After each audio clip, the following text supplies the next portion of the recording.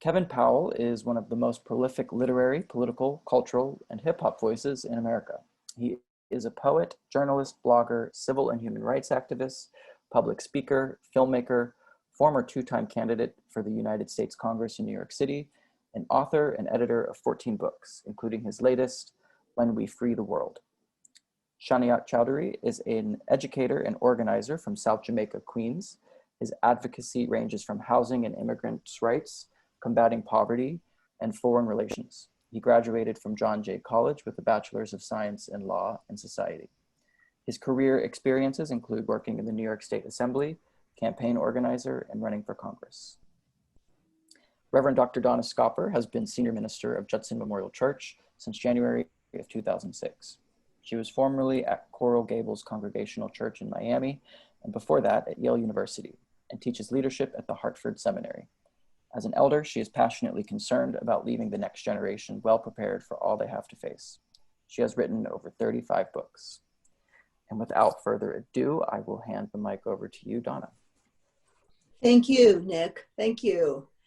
Welcome, everybody. It's good to be with you on this propitious and prodigious day. I don't even know what both of those mean together, but I know it's a big day, and it's not just the full moon. Something's happening tomorrow. What is it? Can somebody, why don't I remember?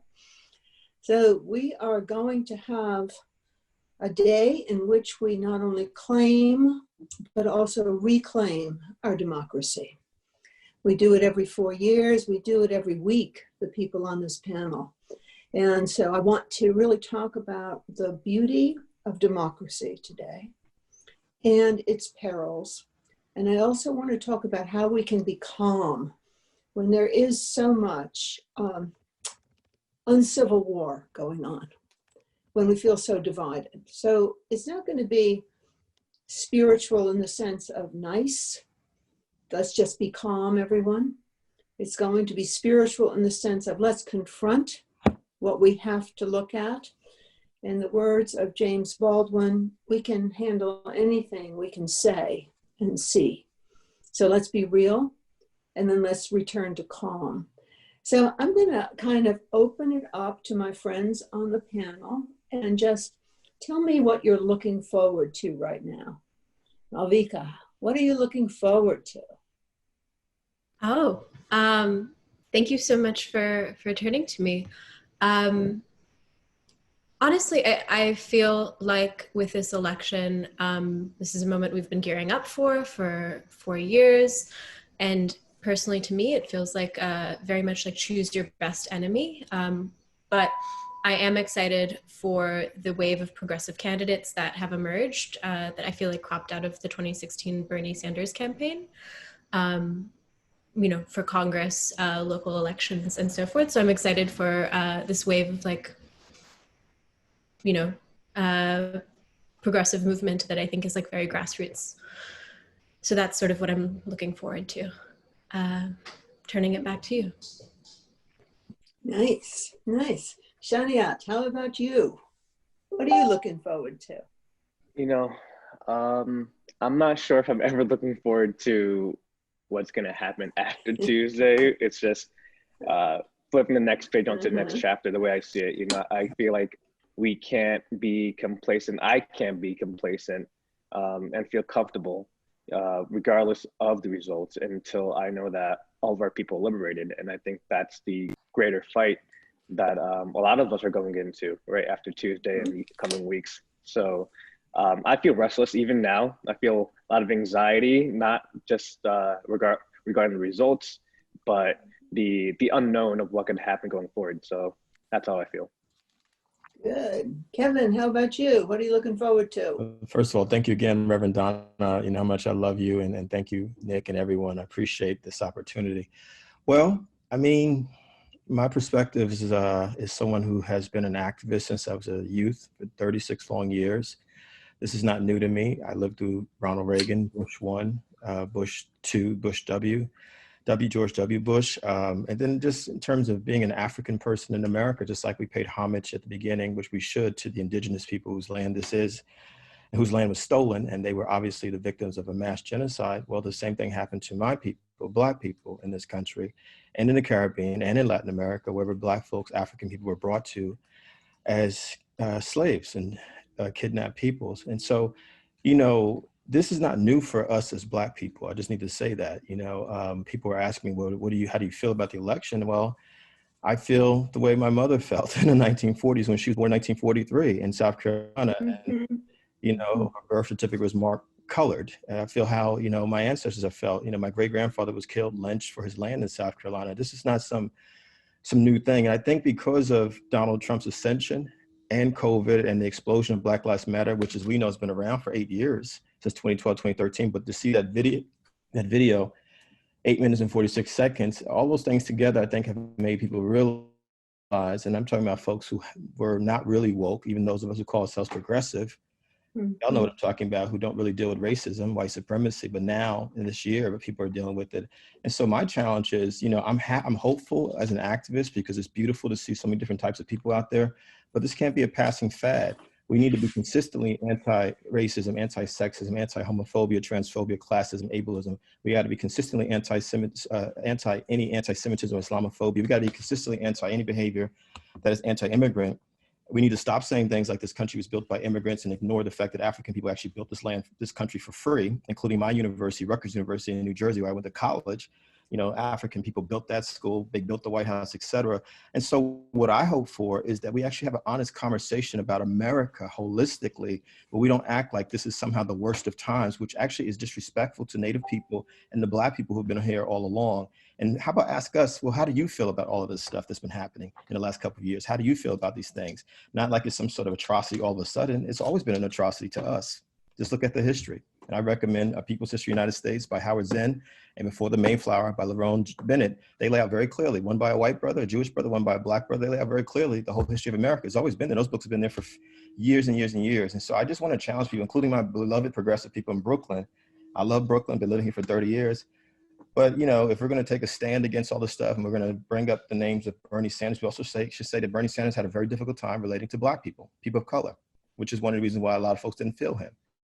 You know, we need to be honest about the fact that even in Brooklyn, which I love, has had massive gentrification. And some of the folks who call themselves progressive have helped to perpetuate the gentrification right here in Brooklyn. Those are the kind of conversations that we need to have. It can't just be one time because of Donald Trump and everything happening now, but it's got to be consistent and it's got to be with love and honesty, because what we never really had in this country, Reverend Donna and everyone, is the kind of truth and reconciliation conversations that South Africa had. That's the problem with America. And I hope that is what happens. No matter what happens with the election, I still got to do what I got to do as a Black person, no matter what, which is what Mama got to do, everybody else. But the conversation is, if we really believe in freedom, justice, equality for other people, what are you willing to commit for the rest of your life to fight for that? That's the question I have. Yeah. So what you're saying, Kevin, is let's get serious, you know, about repair, restore, reparation. How do you go back, especially given the reckoning?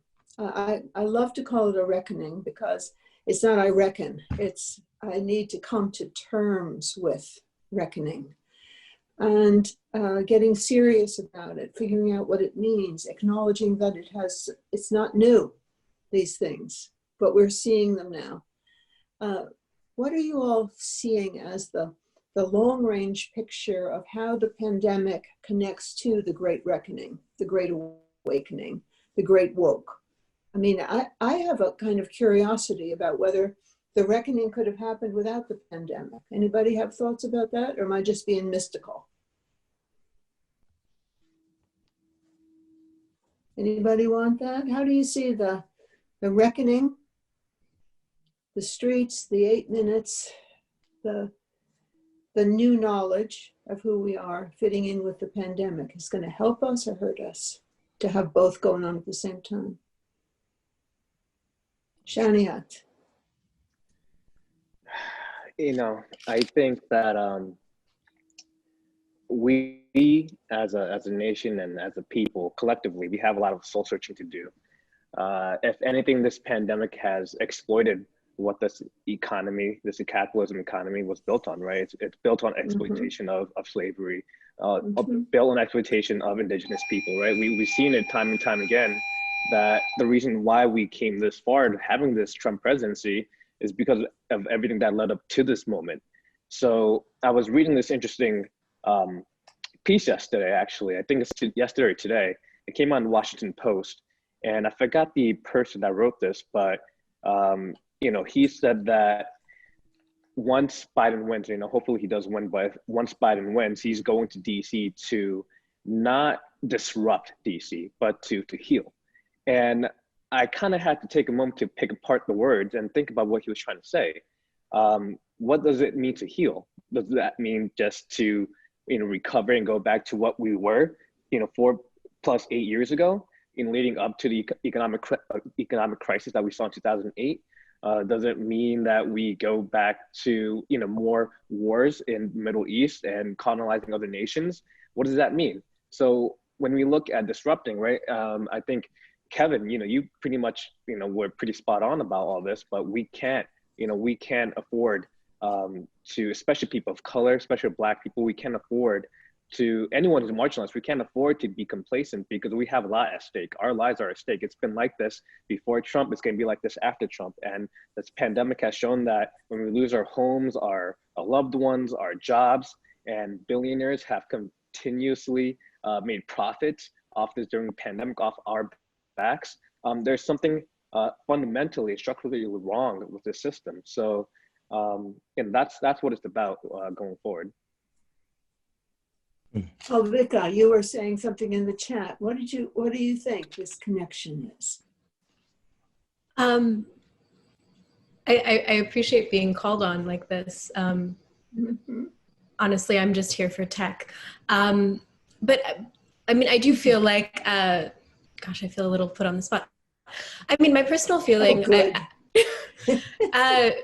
no, I'm like in complete agreement with everything that's been said so far. I also feel like the pandemic has kind of, and maybe this is kind of like a DSA cliche, but I do feel like the pandemic has highlighted a lot of the realities that we were living in previously. And I feel like it has highlighted all of the things that people actually need to live a dignified life that we're not getting right now, right? Or that if you are able to get them to live in a way that allows you to thrive, you're doing it through a law of exclusion. So this can be like housing, right? There's massive mobilizing for like housing justice. Like what has come of it? It can be like, housing, healthcare, food, all these things that will allow stability, that I feel like, these are things that that people should be guaranteed to thrive. And I feel like part of the reason that the COVID response in this country has been so disastrous is that we addressed none of these issues sustainably. But I would love to jump in if that's all right. Please. I mean, I think we all know this. Everyone here is brilliant. Most change in America, worldwide, any country, does not come from politicians. Most of it does not. It comes from the people. If you just look at the United States of America, think about the fact that, everything from the abolitionist movement, progressive white folks and Black folks working together helped to end slavery. Think about the women's suffrage movement, think about the gay liberation movement, think about the civil rights movement, think about the indigenous peoples movement, the Chicano farm workers movement. We can just go through a list of things, and Black Lives Matter for that matter. Change always comes from the bottom, and it works its way up. It's not like Lyndon Johnson, was willing to sign the Civil Rights Bill in 1964 and the Voting Rights Act in 65 because he was a good man. Now, this is a man who is on record when he was president using the N-word all over the place. He was a racist. But it was politically expedient, because of the images that were being seen of Black folks in places like Selma, Alabama, Birmingham, beaten up, murdered all over the place, that led to this happening. The system, my second point, is the problem. The system is the problem. The system is the problem. The system was founded, quote unquote, by wealthy white male landowners, heterosexual white male landowners. And basically, you can draw a straight line from George Washington and Thomas Jefferson, and for that matter, Columbus and all those so-called explorers, right up to Donald Trump. What's the difference? It's about, wealth being held in the hands of a few people.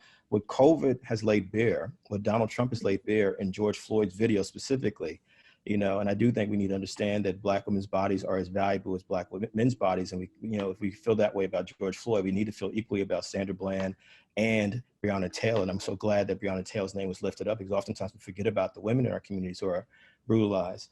But COVID, Donald Trump, and the George Floyd video, specifically 8 minutes and 46 seconds of the white police officer literally kneeing to death with no emotion whatsoever,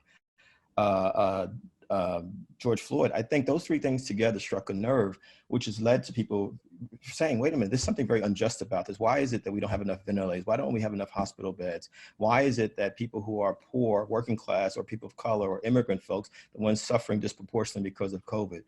Well, because the system is the problem. The system wasn't built for all of us. It was built for a certain percentage of people. When they said all men are created equal, obviously they didn't say women. They certainly didn't say white women, black women, Latinx women. They didn't say any women. They didn't say poor white people. They didn't say anybody.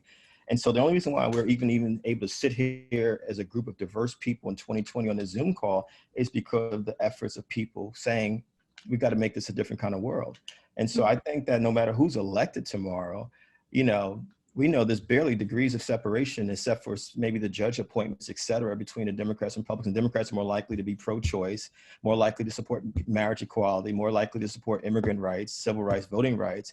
But at the end of the day, it all comes down to power and privilege and money. And that's the fundamental problem with this country, no matter who's in office. Because Lyndon Johnson, as he was signing the Civil Rights Bill in 64, 65, he was also signing bills that were dropping more and more bombs on Asian people, yellow people in Vietnam. And so it's about power. It's about power. It's about power.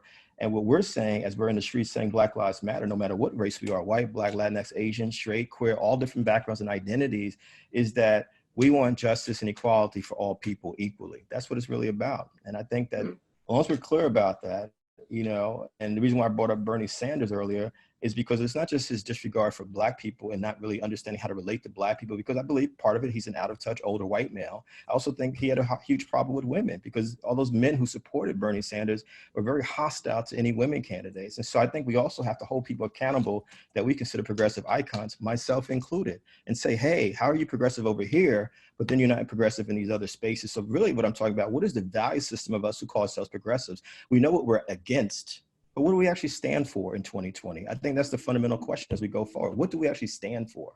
And what is that?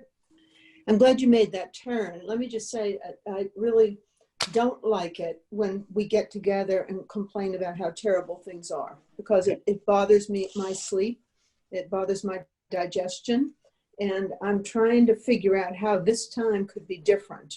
Yeah. And how we could, there's a great quote by Anatole Broyard, who said that he lives his life to notice what he thinks he's already seen. And that really moves me, because I've seen this excitement in the street before. I've seen increased understanding that it is the system. I have no beef with that. It's clearly the system. Very few individuals want this crap on people all the time. And it keeps coming, it keeps spitting itself out. So how do we name what we want and get the temperature to just the right degree so we can cook it? This to me is a big social change question. How do we sustain the movement for Black Lives Matter? How do we sustain the reckoning without creating massive reactivity? Because they have guns and we don't. I want to just be very simple. Shaniyat, you want to jump in?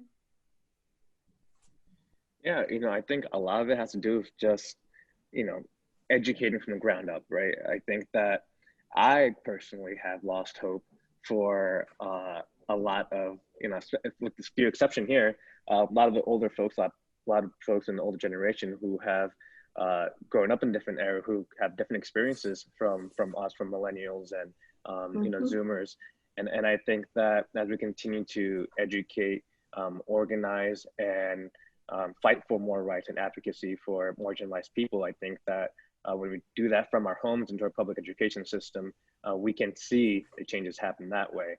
Doesn't happen overnight, but I do believe that education is the key to elevation, right? So that's what we need. That's a great point. Great point. Yeah. And is it public school education? Is it university education? Is it alternative education? I mean, the street's teaching me a lot. Right. I think we need all of that, right? I think that Yeah. a lot of us have different experiences growing up. And, you know, my experiences at home, coming from a more lower income neighborhood where I've seen poverty, I've seen police brutalizing and harassing my neighbors. I bring that kind of key element into an education system where I may be in school with someone who's had different, more affluent lifestyle. And I think that when we bounce these ideas off of each other, try to get a better understanding as who we are as human beings, we could see more, have more hope for humanity. I think, I mean, he's spot on. I just think love. James Baldwin said it, Dr. King said it, Audre Lorde said it. So many folks have said it. I don't think that we can do this work if we're not committed to a love of the human family. I love all people. I don't care who you are, what your identities are. I think that it becomes the foundation for the unifying vision. You know, what I believe, I think we all believe in, based on who we are here, is that there should be a multicultural, multi-generational, progressive movement of people, that we're all in this together. We understand that. With Fred Hampton, the young civil rights Black Panther, member who was killed at 21, he coined the term Rainbow Coalition back in the day. Not Jesse Jackson. Jesse got it from him, but he coined the term Rainbow Coalition. And if you go back and look at some documentaries about Fred Hampton, he was literally bringing together poor whites, poor Black, poor people of all different backgrounds, working class people. Because we know that the right wing, I mean, look, I started college and became an activist as a teenager in the 1980s at Rutgers University, as I said, and on my campus were young Republicans. They had a unifying vision. It's called white supremacy. That was that's still their unifying vision. It's us against them. It's a certain, not all white males, not all heterosexual white males, but particular white males who are heterosexual who have a fear of the others. You know, if you're Indian, you know, if you're Chinese, if you're Japanese, if you're African American, you know, if you're Pakistani, if you're a woman, if you're a queer person, lesbian, gay, bisexual, transgender. And so they have done, their unifying vision has been othering people. That's what they do. And so what we've been doing, I believe, Reverend Donna and everyone, is constantly reacting to them, as opposed to saying, well, what are we proactively about? And I think the answers are right in front of us. If we look at the history of progressive movements in this country, the progressive movements win, they succeed when people say, okay, let's make sure that we operate together. And let's make, you know, to the brother's point about education, it means that I, as a heterosexual Black man, can't say that I'm opposed to, you know, what happened to George Floyd, and then turn around and be sexist and ignore the fact that the same thing happened to Breonna Taylor. As a heterosexual man, I can't be homophobic or transphobic. As someone who grew up poor but who's now middle class, I can't be classist, you know. I can't be anti-immigrant, you know what I'm saying? I have to think about my behavior. What is my value system? And I think that's something that a lot of us don't think about who call ourselves progressive on the left. You know, we have our agendas, you know, like I'm a vegan, so I hang out with a lot of environmental folks as well. And that's all they focus on. I'm like, well, it's got to be intersectional. You've got to be able to talk to all these different places, which means, to his point, are you willing to be educated by any and all available means? Some of it will come from Black Lives Matter. Some of it will come from social media. Some will come from the great church that Reverend Donna leads, Judson, you know, but it's got to come from spaces that are actually going to, I mean, the first time I went to Judson and I heard them acknowledge Indigenous people, it blew my mind, because I never even thought about doing something like that. I was like, that's incredible. That was part of my education, like acknowledge who was here first. So I think that's what it is, but love, a unifying vision, and being willing to be educated for the rest of our lives about all these different things, including ourselves. Yeah, a constant. So I see that higher education is going through a real major transformation.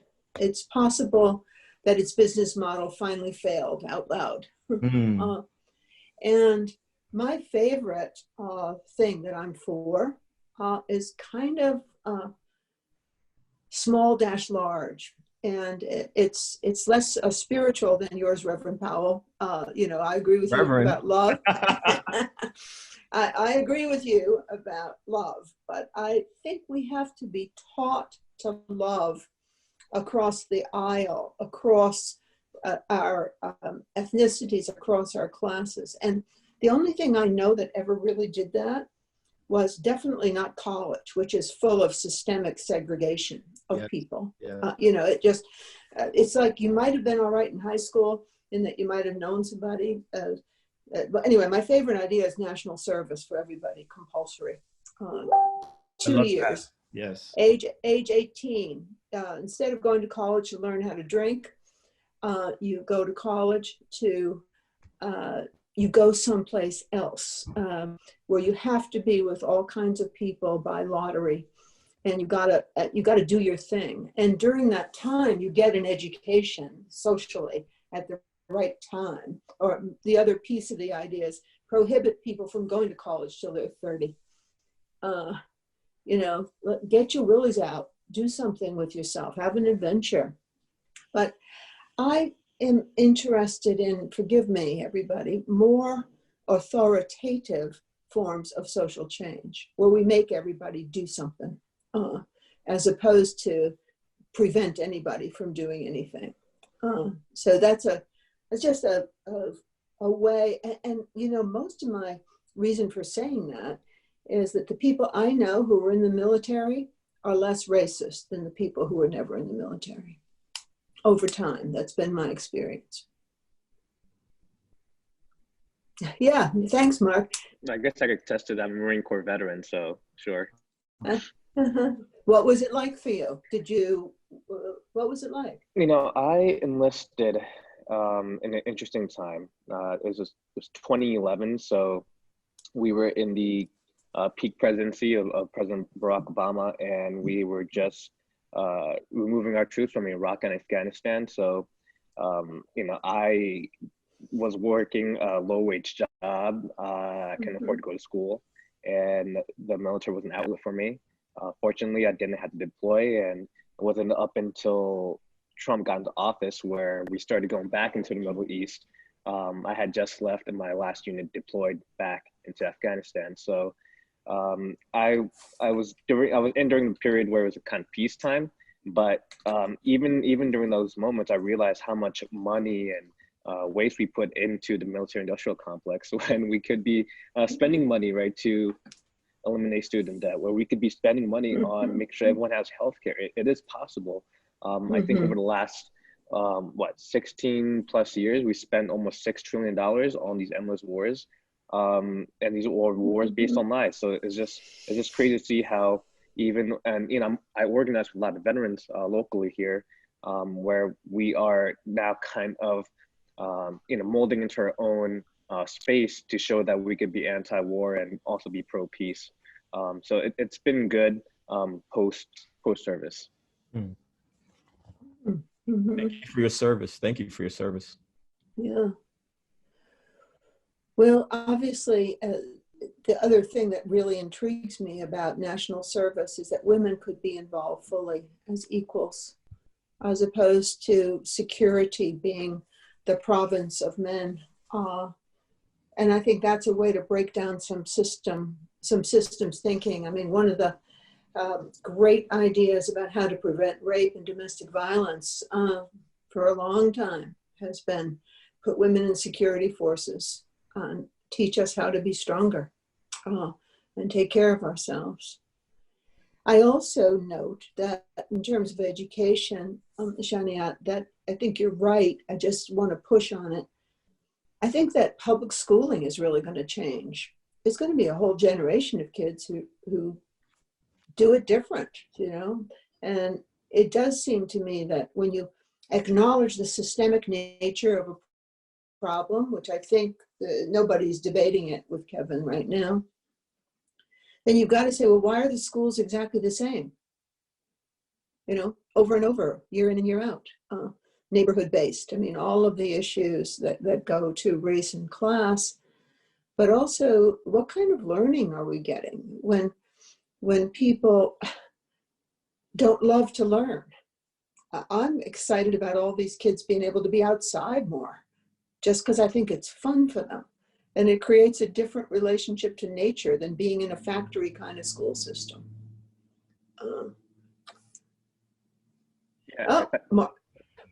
Sorry. Yeah. Let's get your question in the chat, Mark.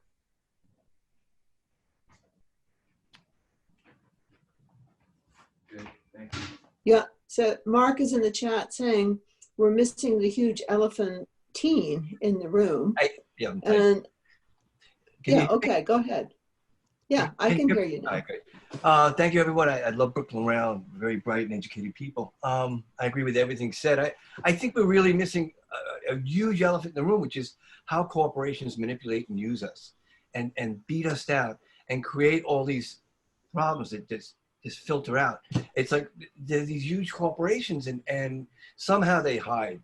And even from this conversation, how much they have and how little we have. And it began with like Jefferson when they were creating this country between the rich lands and slave owners and the poor, you know, everyday people. And it was a huge fight back then, and it still is around today. And it just filters down, and I think it creates so many problems. I don't have the answer. I just know that it's there. I used to work on Madison Avenue, working for these corporations, and I know how powerful they are and how well they hide. And it's kind of sad how they just, you know, they don't even become part of the discussion. They're so clever at hiding. But they really are, you know, all powerful. I mean, the way that a corporation go bankrupt overnight, whereas if I personally go bankrupt, I have debt for the next, you know, for the next 7 or 8 years. It's a country that was built by banks and these corporations against the people. You know, we'd like to say we the people, but it really is we the corporation. And I think that's something missing from this discussion that needs to be addressed. We're going to have the same problems, just continuing onward and onward and onward, like I've seen in my lifetime. Mm-hmm. Did you see anything happen on Wall Street that taught you how to change the power of corporations for good? All I could say is, in advertising, what I did was I was actually part of the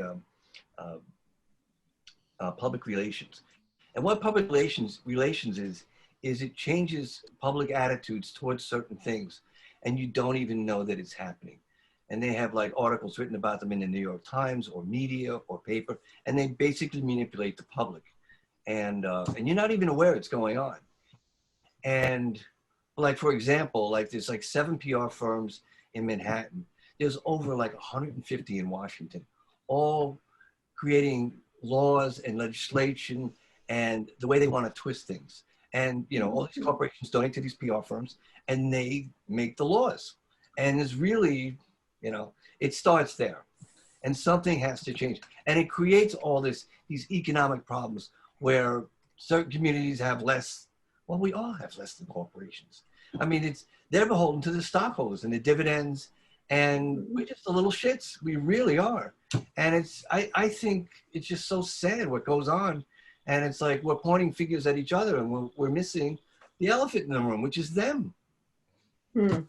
These corporations are larger than most countries in terms of economics. They are massive. And we're just like little, you know, and yes, absolutely love and education, but educating them about the real things, not what I heard Trump wants to rewrite the school books, you know, to this rightist agenda and about, you know, I was like, oh my God, it's endless. So I just think we got to become more aware and you know, there's a huge enemy in the room. And well, I mean, you know, Bell Hooks says all the time, name the oppression. The country is founded on racism, sexism, and capitalism. You just said it. It's, you know, that's what it is. That's the system. And again, the system doesn't even bend in any way unless there's people actually raising their voices. For example, to your point, Brother Mark, Black Lives Matter has forced a whole bunch of conversations from corporate America to Hollywood we would not have seen without the Black Lives Movement, without people taking to the streets. The problem is the lack of consistency. And I can say this as an activist for a very long time. We get out there for a little while, and then people disappear. And it's just a few of us that are committed, like the Reverend Donnas and a few other folks who do the work consistently. And until there's a consistent mass movement, because the right-wing movement has been a consistent mass movement for 40 years now, since the ascension of Reagan in 1980. We know it's been going on before, but I'm talking about in its modern form. That's what it's been. And so I hear you loud and clear. I agree with you 1,000%. But the question I'm going to keep throwing it back to is, what are we willing to do consistently? You know, I know what I do, you know, I know what some of us do here, but it has to be consistent. I'll put my email in here. I'm down to talk with and work with anybody, seriously, because this is about the work at the end of the day, because the conversations are important, but it is also like, well, okay, what are we willing to do then? Let's get busy. Let's roll up our sleeves and make some things happen. Let's actually build something like E. Vinsler, who now goes by V, says, let's create the alternative to what's there. Let's do that. I'm with it.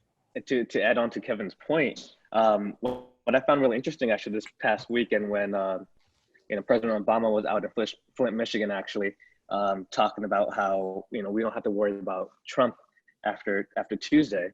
You know, I found it ironic that it was happening in Flint, where his administration had left in the mess of crisis of the Flint water crisis. And I think that it's like people like in Flint, Michigan, people like in Newark who still have clean water. Those are the folks who are still going to be feeling the effects, whether it be Trump's administration or Biden's administration, that we need to be fighting for them. So yeah, we can't afford to stop fighting, because the moment we do, to Mark's point, right, these corporations are going to continue to capitalize on the backs of working folks and continue to make money while we lose everything. Yeah. So, I mean, obviously the only way to get power over corporations is obviously to become alert to it. I like that word, alert, aware, woke, awakened, understanding. But then you have to do things to them. I mean, I'm kind of interested that both Republicans and Democrats are interested in curbing the capacity and power of the big techs right now. That's been a very interesting moment. And I wonder, you know, are there ways to tax profits over a certain amount? Occupy was wonderful with ideas about what the 99% could do to the 1%. I mean, what is it with the 99% that we allow them to get that much money?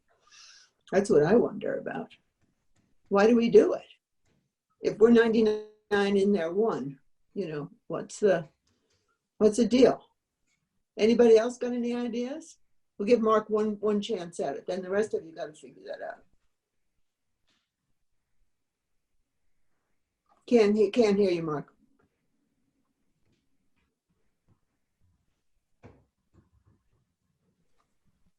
Here we go. Can you hear me? Mm-hmm. Yes.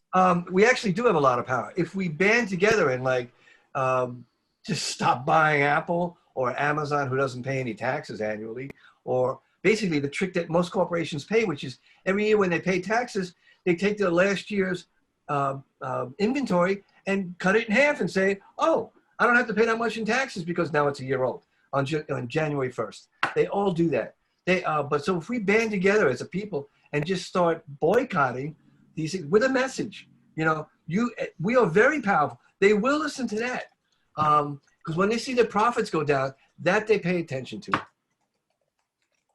That's it.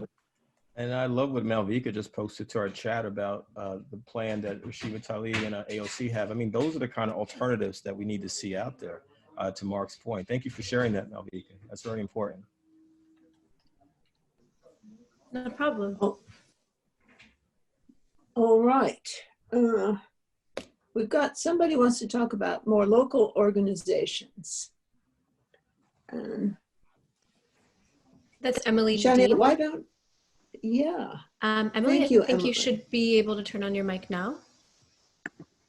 Hi, thank you all so much for being here today. Yeah, I was wondering if you can both talk about local organizations and local races coming up, city council coming up next year, and who are some people who we are looking forward to coming around the bend, and if there are any people doing good work that you would like to highlight.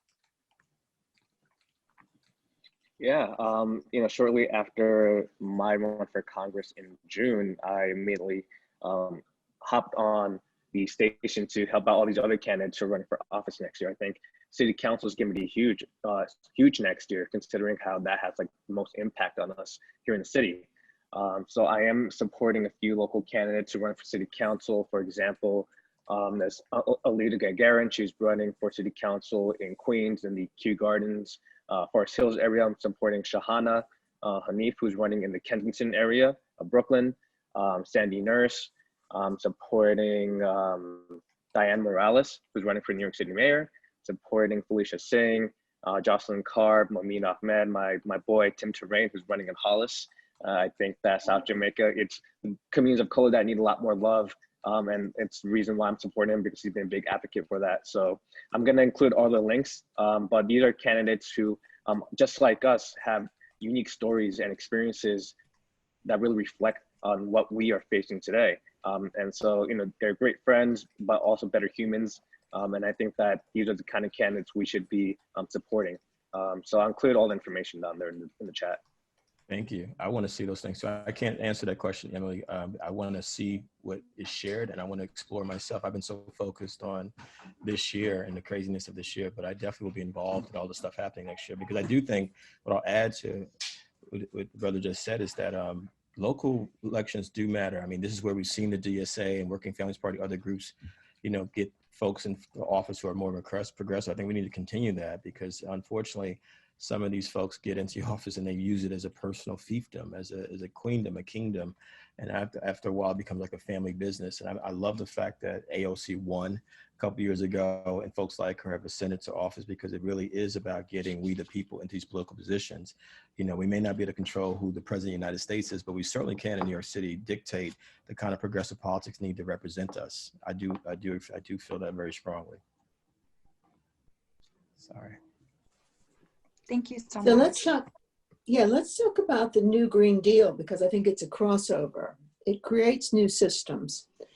It creates government-supported businesses that don't have to be gigantic. It will be mightily threatened by the larger corporations, who will definitely take it over. You can count on it, or will try. I think a lot of us were excited about that. And I'm not hearing too much about it in the campaign. I wish I knew what I was hearing in the campaign that went to issues. I finally got a hold of some immigration materials that the New Sanctuary Coalition and a lot of progressive lawyers have put together for a platform for Biden, should he win. But I don't know where he is on the Green New Deal. Or where do you all think the pressure points are there? I think, recognizing from the vice presidential debate, we kind of understand where the Democratic Party is, the establishment, where they stand on fracking and renewable energy. I thought personally it was disappointing to hear that they will not ban fracking. I'm sure that a lot of my progressive friends here would agree that, if we are talking about uniting the party, we really do need to speak, right? We cross the aisle within our own party, because it's something that the Republicans do well, unfortunately, is that no matter how extreme, how fascist Trump is, the conservatives, more conservatives, they're willing to put up and shut up and deal with it, because they're more concerned about hoarding power within the presidency, the Senate, and the House. But I think that as Democrats, instead of trying to cater to the Republicans, we need to really do that outreach and make sure that, folks within the whole aisle of the party is spoken to. So, we are the party that talks a lot about, we believe in science, right? But the Green New Deal has shown by scientists that we don't really have a lot of time left, to turn back the clock. We really don't. So we do need to go forward and find ways to create jobs that are, Green New Deal does this, create renewable jobs, right? Making sure that we have railroad systems, our public housing infrastructures are built on renewable energy, massive transportation systems that are going to really elevate a lot of communities of color that are transportation deserts. So that's what the Green New Deal does. Essentially, that's a long-term goal, making sure that we go down to zero, right, with fossil fuel industries. And but until we get the money out of politics, until we get the fossil fuel money out of politics, it's going to be hard. So that's why we've got to continue on pushing the next administration on doing that. Mm-hmm. Whoever it is, right? That's right. Whoever it is. Well, Kevin, I know you've got to leave at about a little bit before the session is done. So I'm going to just ask you to tell us a story about yourself. You talked about your past a lot. How do you spend your days today? Oh. And what's keeping you going? Wow. Both elders and young people, because I'm being in the middle, being Generation X, we're in the middle, those of us in our 40s and 50s at this point. I was charged up by Black Lives Matter and the Me Too movement. All of this happened the last couple of years. I've known Tarana Burke, who created the Me Too movement, for years. We actually did Hurricane Katrina relief work, and just it's been incredible to see the rise of these movements. I never thought I would see this. I remember when the word activist was actually a dirty word. Sorry, there's folks working on things in my apartment as we speak. And some of us would even be ashamed to even call ourselves activists. But it's been in spite of COVID and everything that's happened, I just, I see the pockets of critical thinking that Brother Mark is speaking to, like not being afraid to name the elephant in the room. People have been doing it very loudly and clearly. The way we're exchanging right now in the chat room, people asking, what do I read? What do I watch? What do I listen to? Being willing to acknowledge, one, that our educations have been, many of us, not all of us, but a lot of us have been very bankrupt, whether we went to public schools or private schools. If you don't know about people that are different than you, if you don't really know about the real history of this country. And so that's what keeps me going. I'm still writing, still organizing. There's a group of us that are quietly working on building another organization. In 2021, we decided to wait out this year because of COVID, the presidential election, all this craziness stuff that's happened this year. But I'm really excited about that. And certainly want to connect with folks here because I think these are local elections next year are very critical. And I definitely want to be involved in that in every way.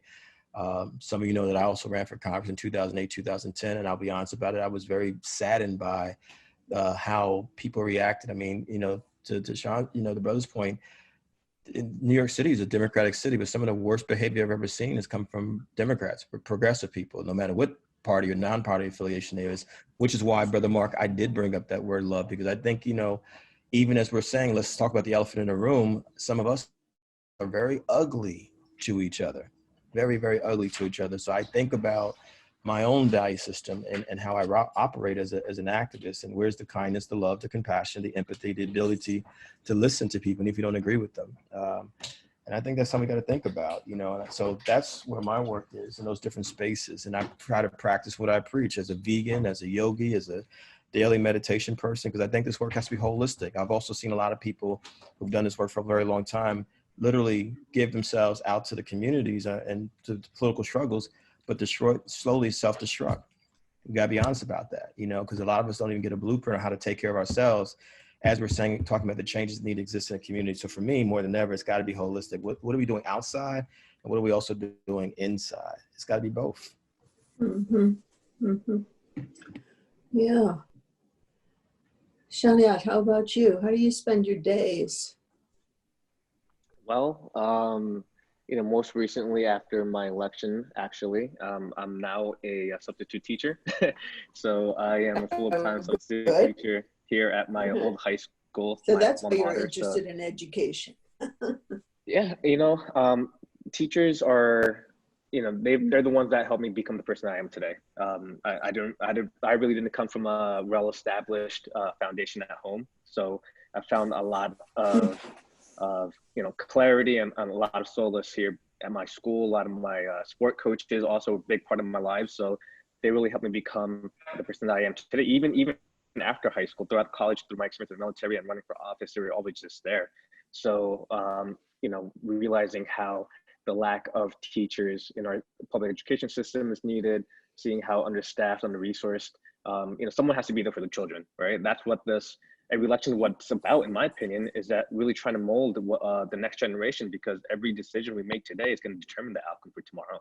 So, and the teachers are a huge part of that. Educators are a huge part of that role.